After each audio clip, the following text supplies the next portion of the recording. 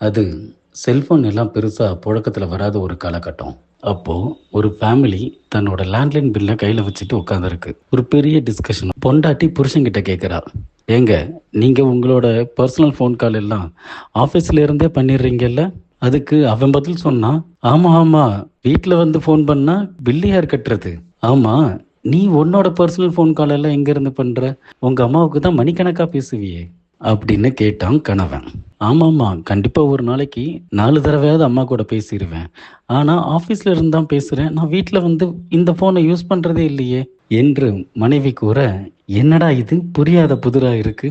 அப்படி யோசிச்சுக்கிட்டே டெலிஃபோனை சுத்தி வரும்போது கண்ணுல பட்டுச்சு அந்த டைரி. அட, இது வேலைக்காரி டைரி மாதிரி இருக்கே என கணவன் சொல்ல, அட ஆமாங்க, இது அவ டைரி தான். இருங்க அவளை கூப்பிட்டு என்னன்னு கேட்போம் என மனைவி சொன்னாள்.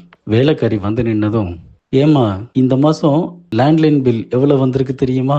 உன் வீட்டு சோக கதை சொந்த கதை பேச என் வீட்டு போன் தான் கிடைச்சதா என மனைவி எகிற, ஏம்மா நாங்களே எங்களோட பர்சனல் போன் எல்லாம் ஆபீஸ்லயே முடிச்சிட்டு வீட்டு லேண்ட்லைன் பில் ஏறாம பாத்துக்கிட்டோம். ஆனா நீ இப்படி பண்ணிட்டியேம்மா என கணவன் கடிந்து கொண்டான். அதற்கு வேலைக்காரி சற்றும் யோசிக்காமல் பட்டன பதிலளித்தாள்.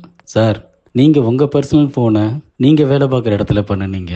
நான் என்னோட பர்சனல் போனை நான் வேலை பார்க்குற இடத்துல பண்ணேன். அவ்வளவுதான் என்றாள். நீதி.